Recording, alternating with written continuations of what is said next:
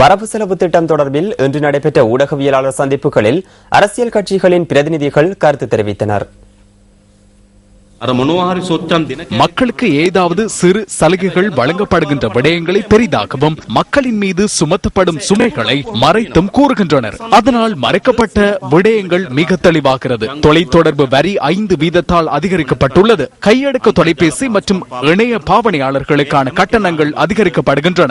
சுங்க வரி அதிகரிக்கப்படுவதனூடாக 12,750 மில்லியன் ரூபாவை உழைத்துக் கொள்கின்றனர். சுங்க வரி அதிகரிக்கப்படுவது என்றால் என்ன? மக்களின் அத்தியாவசிய பொருட்களும் ஏனைய அனைத்து பொருட்களினதும் விலைகள் உயர்வடைகின்றன. இந்த நிலையில் விவசாயிகளுக்கும் அரசு ஊழியர்களுக்கும் 18,200 மில்லியன் ரூபாவை வழங்குகின்றனர். எனினும் பொதுமக்களின் மீது 31,750 மில்லியன் ரூபாவை வரியாக விதிக்க அரசாங்கம் எதிர்பார்க்கிறது.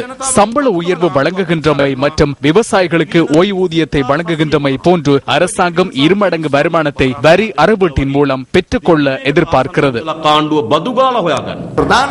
කෑම බද්ද මේක තමයි අසාධාරණම බද්ද. குறிப்பாக உணவு பண்டங்களுக்கு விதிக்கப்பட்டுள்ள வரியே அசாதாரண செயலாக காணப்படுகின்றது. இந்த நாட்டை போன்று உணவு பண்டங்களுக்கு வரி அறவிடும் நாடொன்று இந்த வலயத்தில் கிடையாது. சீனி, மிளகாய், பருப்பு, டின்மீன், கிழங்கு, மரக்கறி என அனைத்து பொருட்களுக்கும் வரி அறவிடப்படுகின்றது. எனினும் நேற்றைய தினம் வரி வீதம் அறிவிக்கப்படவில்லை. அதிகரிக்கப்பட்ட வரியின் தொகைகளை சுங்க திணைக்களத்தின் இணையதளத்தில் ஸ்கேன் செய்து வெளியிட்டுள்ளனர். சில பொருட்கள் மீது கிலோ ஒன்றுக்கு 800 ரூபாய் வரி அறவிட எதிர்பார்க்கப்படுகின்றது. மேலும் சில பொருட்கள் மீது கிலோ ஒன்றுக்கு 200 ரூபாய் வீதம் வரி அறவிட எதிர்பார்க்கப்படுகின்றது. தெரிவு செய்யப்பட்ட சிலரின் தேவைகளுக்காக வரி அறவீடுகள் மேற்கொள்ளப்பட்டுள்ளன. ஏன் நமது நாட்டில் நுகர்வோர் இருக்கின்றனர்? நுகர்வோர் குறித்து சிந்திப்பதில்லையா? නමුත් අපේ රටේ පාරිභෝගිකයෝ ඉන්නවා. ඒ පාරිභෝගිකයෝ ගැන හිතන්න අවස්ථාවක් නැද්ද? මේ අයවැය පුස්සක්.